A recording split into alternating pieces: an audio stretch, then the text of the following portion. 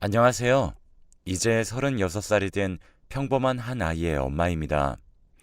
바쁜 일상에 몸은 너무 피곤하다가도 자려고 누우면 마음이 무거워져서 도통 잠을 청하지 못한 지 1년이 다 되어 가네요. 불면증 약을 처방받아 먹곤 있지만 마음의 짐을 털어버리지 않는 이상 도무지 나을 것 같지 않습니다. 1년이면 시간이 많이 지난 것 같지만 저는 아직도 죄책감에 시달리며 살아가고 있네요. 남편과 결혼을 한 지 10년이 훌쩍 넘었지만 그 기간 동안 제대로 시부모님을 찾아뵌 건 10손가락 안에 꼽는 것 같습니다. 시부모님과는 처음부터 삐그덕거렸습니다. 인사를 드리기 위해 처음 찾아뵙던 날은 아직도 선명해요. 그래, 너희들이 뭘 가진 게 있다고 결혼을 하는 거야. 설마 집에 도움을 바라고 손 벌리려는 생각이면 접어둬라. 지금 하는 그 사랑이 그렇게 대단한 것 같아? 지금 네 아버지랑 나 봐라. 서로 각방 쓰면서 하루에 말은 얼마나 섰겠어. 그렇게 말씀하시며 비슷한 명품 하나 걸치지 않은 저를 한심하다는 듯이 위아래로 훑어보시던 그 눈빛이 아직도 선명하게 기억납니다. 저를 마음에 들어 하시지 않으시던 어머니의 따가운 말과 저 같은 건 안중에도 없다는 듯이 신문을 펼쳐보시던 시아버님, 그리고 저를 보고서 남편을 방에 데리고 들어가던 아주버님은 정말로 결혼을 다시 생각해보게 했습니다. 하지만 남편은 아주버님과 방으로 들어가 무슨 얘기를 나누는 것 같더니 갑자기 남편이 아주버님에게 버럭 화를 내는 소리가 들렸습니다. 어머니는 어디서 형에게 대드냐며 남편을 나무랐지만 남편도 그동안 서러운 것들이 많았는지 어머님에게 서운한 것들을 털어놓았습니다. 어머니, 제가 왜 가진 게 없겠어요? 저는 고등학교 때부터 대학교는 못 보낸다며 갈 거면 제 돈으로 가라고 압박하신 덕에 고졸로 작은 회사 취직해서 지금까지 아둥바둥 살아왔어요. 왜 제가 형 대학 등록금을 위해서 희생해야 했는데요? 이제 제가 알아서 살 겁니다. 신경 쓰지 마세요. 누가 뭐라고 했니? 억울하면 너도 공부 잘해서 법대 가지 그랬어. 네가 모자라서 그런 걸 왜 우리 탓을 하고 그래? 어머니, 진짜로 그러셨어요? 내가 그럴 리가 있니? 자기가 모자라서 그런 거지.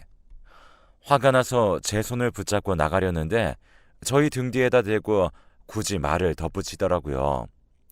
남편은 굳은 다짐을 한 듯 저를 데리고 나와 사과했습니다. 그런 취급을 받게 해서 미안하다며 자기는 오늘마저도 이렇게까지 나올 줄은 몰랐다고 했습니다. 미안함이 가득한 그 표정을 보는데 그동안 얼마나 많은 상처를 받고 자랐을까 안쓰러웠습니다. 남편이 그러고 나온 후에도 가족들에게서는 전화가 한 통도 오지 않았고 상견례도 필요 없으니 결혼식 날짜와 시간, 장소만 문자로 찍어 보내라는 시어머니의 문자만 왔을 뿐이었습니다. 남편은 그런 가족들에게 많은 실망을 한 것 같아 보였어요. 그 이후로는 결심을 한 듯 정말로 가족들과 아무런 연락도 하지 않고 저희 부모님과 자주 만나며 저희들 나름대로 결혼식을 준비했습니다. 저희 부모님은 남편이 참 바르게 자라서 인성이 좋아 보인다며 남편을 굉장히 마음에 들어 하셨고 기어코 청첩장까지 나왔습니다. 청첩장이 나오자 저희는 고민에 빠졌습니다. 그래도 부모님인데 청첩장은 직접 드리고 인사를 드리는 게 맞았지만 지난번과 같은 일이 되풀이될까 염려스러웠어요. 하지만 어차피 결혼을 하면 부딪힐 일이 분명히 있을 테니 차라리 결혼 전에 미리 정리를 하는 게 낫겠다는 생각으로 시부모님 댁으로 다시 한번 찾아갔습니다. 이번에는 시부모님과 아주버님 그리고 형님까지 거실에 둘러앉아 계시더라고요. 정적이 거실을 감싸고 있었습니다. 그 정적을 가장 먼저 깨고 말을 꺼낸 건 다름 아닌 어머님이셨습니다.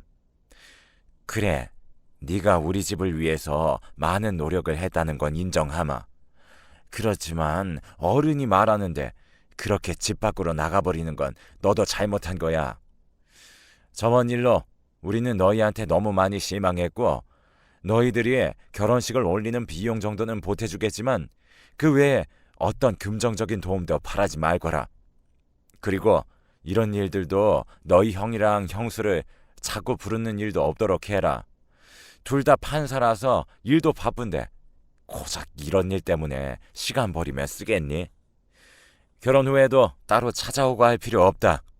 그냥 너희들끼리 알아서 살거라. 아주버님이 결혼하실 때까지도 남편이 준 돈으로 결혼식 비용까지 모두 해결하셨다는 걸 들은 저는 표정 관리가 도저히 안 되더라고요. 그런데 그런 저희는 신경도 쓰지 않으시는지 할 말이 다 끝나자 아주버님과 형님은 방으로 들어가 버리고 아버님은 TV를 켜서 뉴스를 보기 시작하셨습니다. 어머님도 외출을 해야 한다며 준비하셨고요. 저희는 제대로 된 말 한마디조차 하지 못해 답답해하고 있는데 어머님은 저희가 거슬린다며 얼른 집으로 돌아가라며 저희를 내보내셨어요. 저는 피도 안 섞인 남이라지만 남편은 그래도 집안의 막내 아들인데 이런 취급을 받는 것이 너무 마음 아팠습니다. 그 이후로 정말로 시댁과는 아무런 연락을 하지 않고 결혼식을 올렸습니다. 결혼식 날 양가 부모님은 처음으로 마주하는 것이었는데 저희가 인사시켜드리려고 하자 악수를 청하시는 저희 아버지의 손을 대충 잡는 신용만 하시더니 기본적인 인사치레만 하고 곧장 자리로 돌아가시더라고요.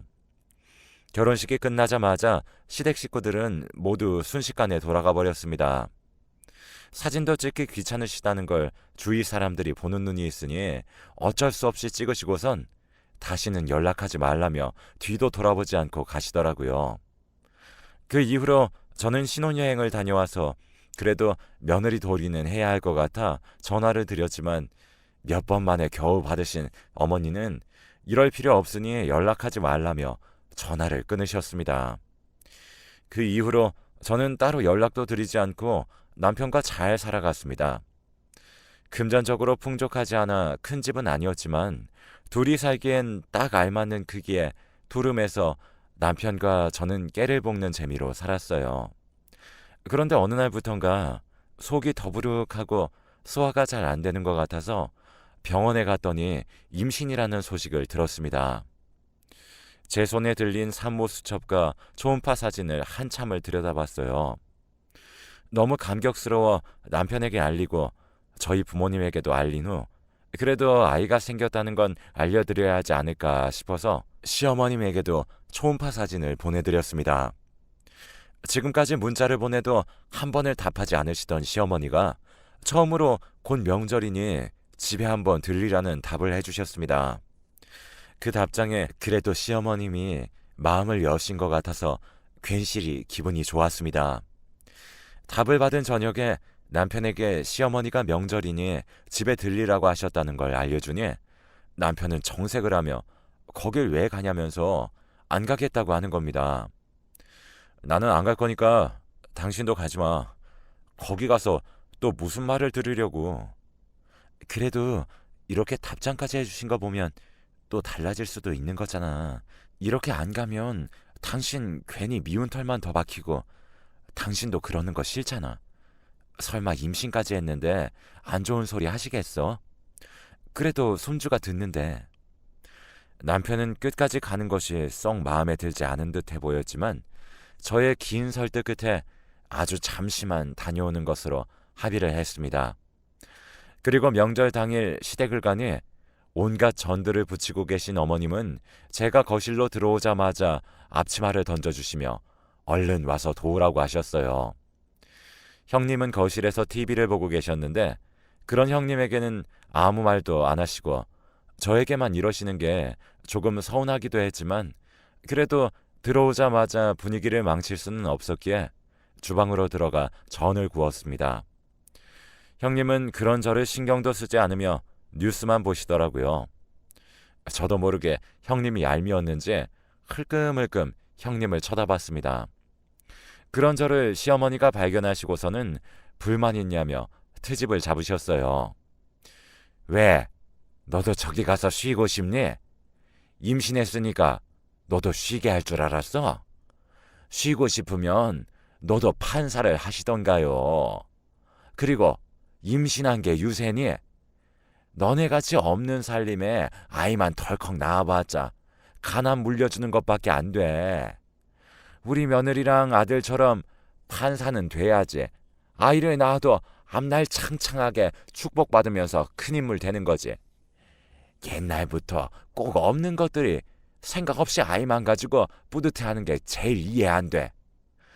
그 말은 들으면서 도저히 참기가 힘들었습니다. 짜증이 몰려와 저도 표정 관리가 힘들더라고요. 저도 곧 한마디 나올 것 같아서 참고 있던 와중이었네요. 남편이 아주버님과 이야기를 마치고 저를 돕기 위해 주방으로 들어오는데 뒤에서 아주버님이 하는 말에 도저히 참지 못하고 이번에는 남편의 손을 잡고 제가 시댁을 뛰쳐나왔습니다. 야, 네가 뭘 나를 도와. 너 같은 게 날 도울 처지가 되기나 해. 네가 지금 그렇게 사는 거 다 네 탓이지. 누굴 탓해? 뻔뻔스러운 아주머님의 말을 듣자 저는 들고 있던 뒤집개를 바닥에 내동댕이 쳤습니다. 모두가 깜짝 놀라서 저를 쳐다보더군요. 다들 너무하시네요. 저희 남편이 착하니까 참아주는 줄 아세요. 이런 사람들이 어디 가서 그래도 나름 배워먹은 사람들이라고 높은 자리에 앉아있으니 나라가 이 모양 이 꼴이지. 그리고 어머니, 자꾸 우리 며느리, 우리 아들 하시는데 저도 어머님 며느리고 남편도 어머님 아들이에요. 어쩜 같은 배로 낳으셨으면서 이렇게까지 두 아들을 차별하실 수가 있으세요? 그러니 첫째가 저 모양 저 꼴이죠. 어디 고마운 줄도 모르고 자기 잘났다고만 하는 사람 밑에서 얼마나 큰 힘을 나오나 지켜봐야겠네요. 그럼 너도 용돈을 주던가. 어디서 큰 소리야? 그럴 재주도 없으면서 누가 누굴 평가해. 그리고 차별? 너 말 다 했니? 너 고작 임신했다고 예쁨 받을 줄 알고 여기 온 거 누가 모를 줄 알아? 참 너네는 능력도 없고 염치도 없구나. 그 와중에 콩고물은 탐이 나더니. 저희는 콩고물 바란 적도 없고 받은 적도 없네요. 안녕히 계세요. 처음에 어머님이 하신 말씀대로 다시는 찾아뵙지 않겠습니다. 그리고 저는 남편과 짐을 싸서 나왔습니다. 차에 탄 후로 제가 너무 씩씩거리고 있자 남편은 저를 안아주며 자기 대신에 화를 내줘서 고맙다고 하더라고요. 도저히 이 기분으로는 친정을 가도 풀리지 않을 것 같아 남편과 저는 그냥 집으로 돌아왔습니다. 그 이후로 아이가 태어날 때도 돌잔치를 할 때도 초등학교에 들어갈 때까지도 10년간 한 번도 시댁과는 연락을 하지 않고 살았습니다.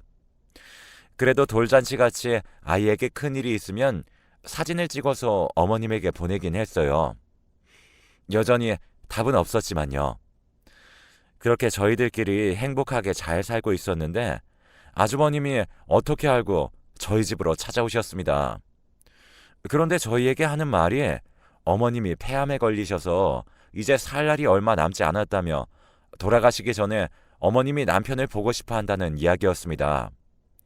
남편은 그게 무슨 소리냐며 이제 다 죽을 때 되어서야 찾는 자식이 맞기는 하냐며 자기는 보지 않겠다고 딱 자르고 아주버님을 쫓아냈습니다. 남편은 딱 잘라 말하기를 했지만 고민을 하는 듯 했습니다. 그 이후로 아주버님은 몇 번 더 찾아오셨지만 남편은 고민을 하면서도 여전히 만나지는 않겠다고 이야기했습니다. 그러자 어머님이 아픈 몸을 이끌고 직접 찾아오셨어요. 너희는 꼭 몸이 안 좋은 날에 여기까지 오게 해야겠어. 이래서 못 베어 먹은 것은 안 돼. 너는 할머니 보고 인사도 안 하니? 10년 만에 본 어머니는 정말로 몸이 말라서 걸어다니는 게 신기할 정도였습니다. 그리고 숨을 쉬는 게 힘드신지 말을 하는 도중에도 몇 번이나 숨을 몰아서 쉬셨습니다. 그런데 남편은 여기를 왜 찾아온 거냐며 당장 나가라고 소리쳤어요. 여기까지 찾아온 어미를 이렇게 내치는 몹쓸 자식이 세상 천하에 어디 있어? 지금까지 제가 어머니 자식이긴 했어요. 여기까지 찾아오신 거 보면 아직은 살만하신가 보네요. 얼른 돌아가세요. 그렇게 남편과 어머님은 실랑이를 벌였습니다. 10년 동안 어머님은 시댁에서 무슨 일이라도 당하신 건지 자기 말을 들어봐 달라고 하셨고 남편은 듣지 않겠다고 했습니다. 하지만 결국엔 남편이 두 손 두 발 들고 할 말이 있으시면 하라고 하시자마자 저희 소파에 털썩 주저앉으시더니 숨을 몰아쉬면서 그간의 상황을 설명하셨어요. 시아버님의 사업을 동업자가 돈을 들고 도망가 버리는 바람에 그 돈을 아버님 돈으로 메꿔야 했고 그러다 돈이 부족해지자 어머님의 재산을 노리고 있는 것 같다면서 거기에 지금 아주버님도 아버님 편에 서서 은근히 어머님의 재산을 탐하고 있다고 하더라고요. 10년 전 집에서 무시의 대상이었던 남편이 사라지자 그 화살이 어머님에게 모두 돌아갔다고 합니다. 음식을 해서 조금이라도 싱겁거나 짜면 바로 모두가 어머님을 한심하게 보는 것이 느껴졌다고 해요. 그렇게 10년 동안 그 집에서 괄시받고 살았는데 이렇게 자기가 죽으면 그 사람들이 자기 재산을 가져가는 것은 싫다고 하셨습니다. 생각만 해도 그동안의 서러움이 몰려오셨는지 눈물을 훔치시고서는 저희에게 미안하다고 사과하시더라고요. 자기가 하는 게 처음에는 차별인지 몰랐고 나중에는 그게 당연하게 되어버려서 돌이킬 수가 없었다며 이런 변명밖에 못해서 미안하다고 하셨습니다. 감정이 격해지셨는지 눈물을 너무 많이 흘리시며 숨을 헐떡이셨어요.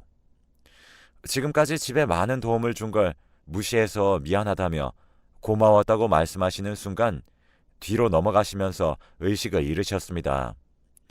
저희는 너무 놀라 응급차를 부르고 병원으로 향했지만 결국 어머님은 병원에 도착하기도 전에 숨을 거두고 마셨습니다.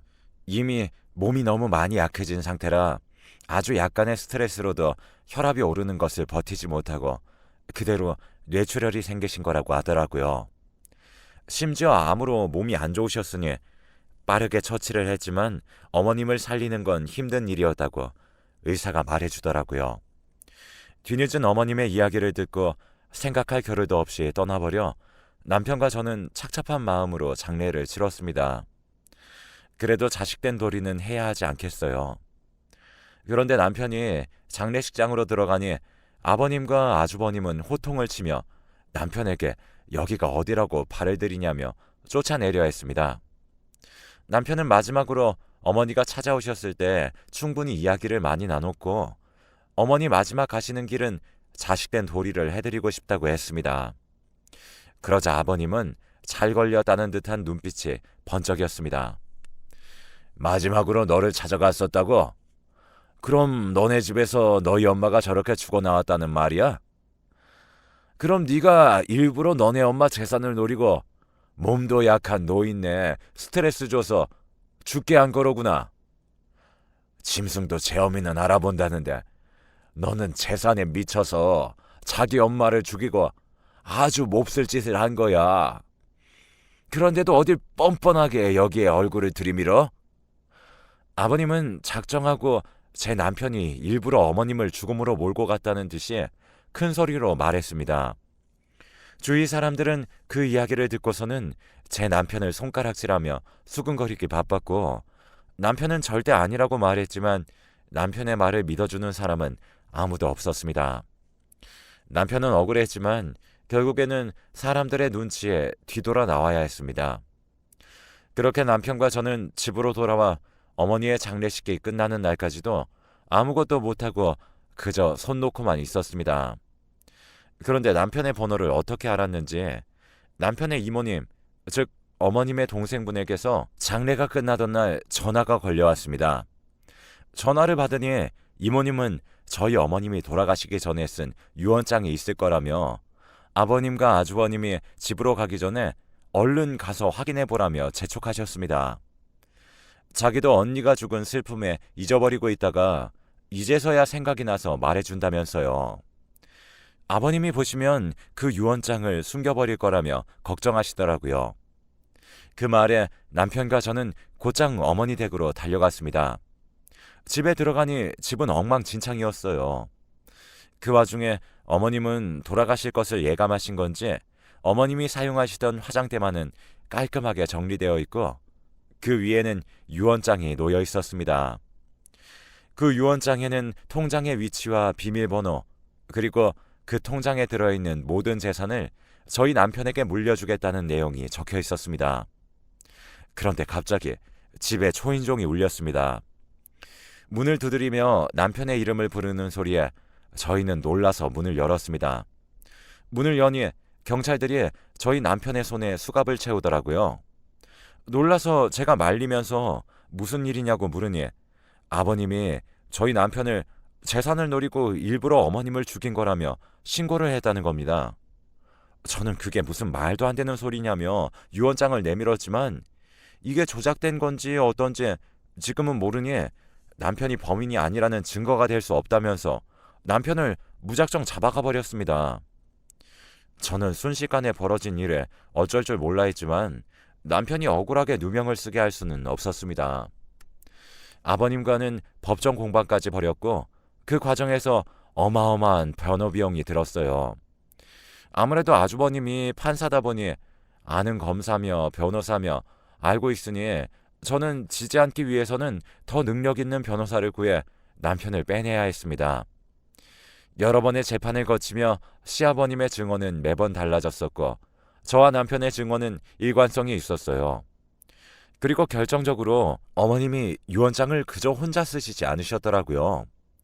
저희에게 전화를 해주신 이모님이 유언장을 쓰실 때 증인으로 있으셔서 이모님이 그 사실을 알려주신 덕에 변호사를 통해 쓴 유언장이라는 사실을 알아내서 공증을 보여주어 유언장을 위조하지 않았다는 사실을 밝혔습니다.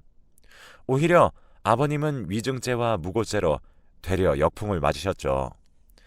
아주버님네는 이번 일을 계기로 형님이 아주버님의 행동에 많은 충격을 받으셔서 이혼을 하게 되었다는 소식을 들었습니다. 형님의 집안은 꽤 잘 사는 판검사 집안이었는데 품위가 떨어지는 사위가 부끄러우셨는지 형님에게 이혼하라고 압박을 했다고 하더라고요. 그 이후로 아주버님은 지방의 작은 법원으로 내려가셨다고 하네요. 결국에는 온 집안이 콩가루가 되어버렸고 어머님의 재산은 고스란히 저희에게 돌아왔습니다. 하지만 1년이 지난 지금도 그 돈은 한 푼도 건드리지 못하고 어떻게 해야 할지 고민하고 있습니다. 처음 만져보는 큰 돈이지만 그만큼 마음이 너무 무겁네요. 저희 부모님은 그동안 고생하고 남편이 못 받고 자란 걸 이제서야 받는 거라 생각하고 편하게 쓰라고 말씀도 해주셨지만 남편도 영 마음이 불편한지 그 돈은 없는 돈이라 생각하고 살고 있습니다. 이제는 저희 가족들에게 좋은 일만 가득했으면 좋겠네요. 앞으로도 남편과 저는 아이에게 이번 일을 교훈 삼아서 너무 욕심부리지 않는 삶을 살라고 가르치며 살아야겠습니다. 이제는 과거의 기억은 훌훌 털어버리고 저희 세 가족 행복하게 살려고요. 여러분들도 행복하세요.